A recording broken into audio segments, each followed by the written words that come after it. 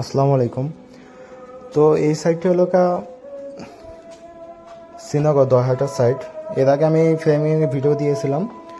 তো ফ্রেমিংয়ের কিছুদিন পরে আপনি থাই গ্লাসের পাল্লাগুলো নিয়ে এসেছি, তো সেগুলোর ভিডিও এখন দিচ্ছি। তো উপরে আমাদের মালামালগুলো ওঠানো হয়েছে, আপনাদের দেখাচ্ছি, একটু সময় দিন।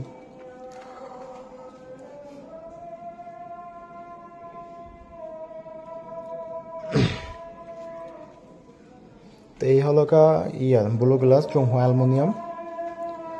তো ব্লু গ্লাস মানে সাদা ফ্রেমের সাথে ব্লু গ্লাসটা খুবই মানানসই। তো প্রত্যেকটা গ্লাসই আর কি যে সাইডগুলো মানে যেই বরাবর নামবে, মানে যে বরাবর জানালা সেই সেই জায়গায় অবস্থিত, মানে সুন্দর করে সাজানো আছে, রাখা আছে।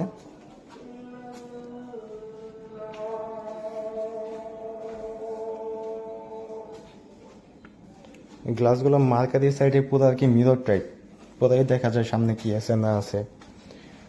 আর ব্লু সাইড তো ব্লু সাইডে খুবই একটা সুন্দর কালার ব্লু মার্কারি গ্লাসটা।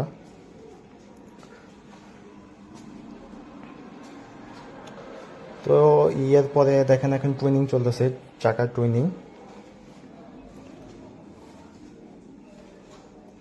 ওরা কাজ করতেছে।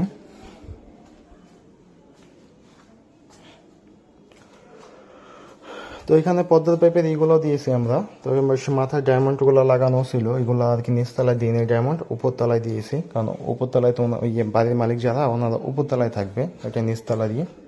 তাও যথেষ্ট ভালো মাল দিয়ে পদ্মার পাইপ এগুলো দিয়েছে। তো এখানে আমরা মূলত কাজ করেছি থাই গ্লাস পদ্মার পাইপ। সিঁড়ি কাজটি এর আগেই করা ফেলেছে আমার সাথে পরিচয় হওয়ার আগে, তা না হলে 100% উনি আমাকে দিতেন বললো কাজটি।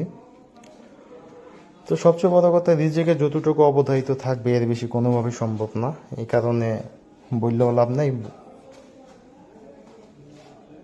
তো সর্বোপরি এই কাজটা খুবই সুন্দর হয়েছে, আর প্লেসটাও খুব সুন্দর। আর দোতলা থাকার কারণ একমাত্র বাতাস, এখানে অনেক বাতাস, মোটামুটি অনেক বাতাস লাগে। কাজটি মোটামুটি কমপ্লিটের কাছাকাছি। আমি বাইরের ভিডিওটা দিতে পারিনি, কারণ করা হয়নি এরকমভাবে। তো যাই হোক, আলহামদুলিল্লাহ।